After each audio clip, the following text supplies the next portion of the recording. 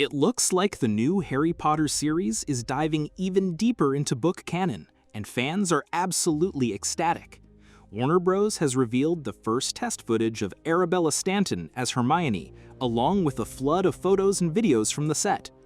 Every single detail so far paints a bright future for the project, one that might stretch across 10 whole seasons. And no, that's not just speculation. HBO itself hinted at it in their official promos. So let's break down everything we know about the new Harry Potter series. A closer look at the first filming days. Production has been in full swing for about a month now. The first location? John F. Kennedy Catholic School in Hemel Hempstead, where 3 full shooting days took place.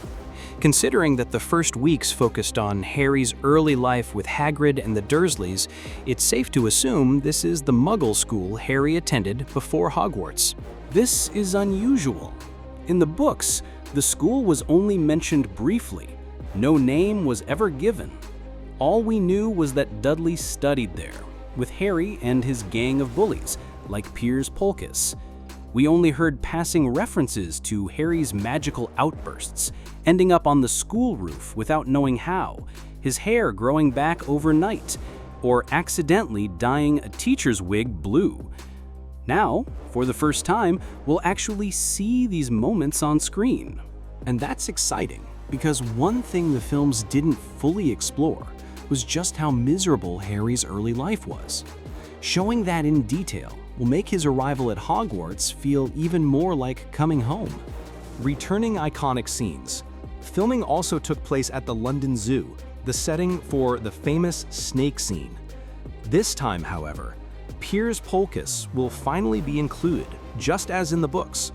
He never appeared in the original Philosopher's Stone film, but here he'll be right beside Dudley, played by Mickey McAnulty. And that's not all. The creators have confirmed the appearance of minor but important characters like Daedalus Diggle, Doris Crockford, and even background figures from the portraits, all in Season 1. It's part of a clear strategy. Introduce as many characters as early as possible so that when they return later, viewers already recognize them. There are even hints that Cho Chang and Cedric Diggory might appear in early crowd scenes. So by the time Goblet of Fire comes around, the actors will already be familiar to the audience. HBO's ambition on display. HBO is going all in. The casting is reportedly planned for a decade, meaning actors will stick with the roles long-term, something even Game of Thrones didn't fully commit to.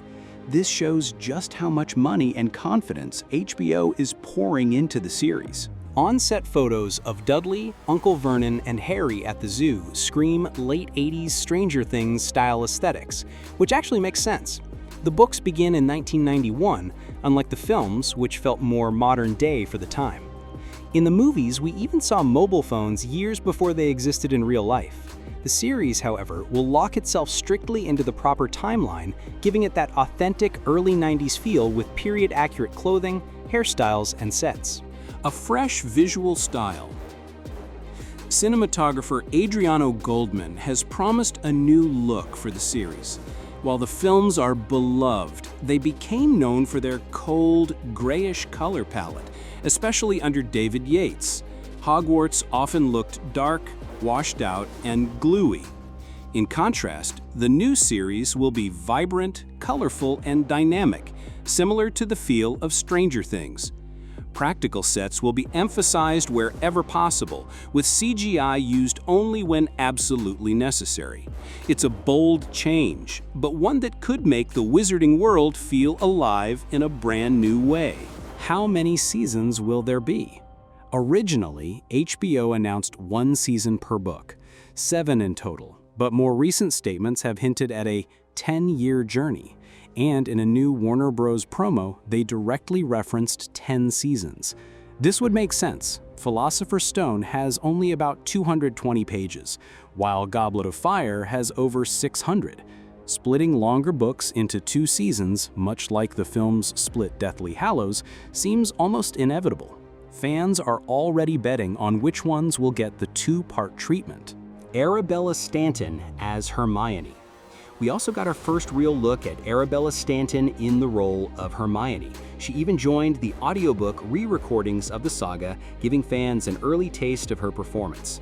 Reports say she fully embraced the role, reading scenes with wand in hand and acting out gestures while recording. And honestly, she sounds fantastic. A massive Hogwarts. Another jaw-dropping detail.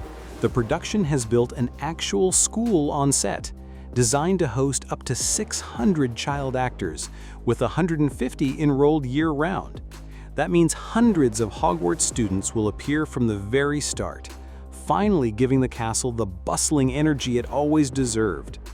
In the films, the student body always felt strangely small, but here, the halls of Hogwarts will truly feel alive. Final thoughts.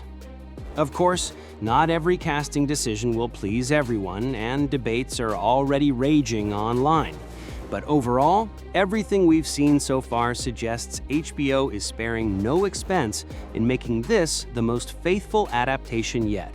One that expands on details the film skipped while staying true to the book's spirit. 10 seasons, hundreds of characters, and a whole new visual style. This could be the most ambitious fantasy series since Game of Thrones. What do you think? Should HBO stretch the story beyond 7 books? And how do you feel about Arabella Stanton as Hermione? That's all for today, friends. See you soon in the next video.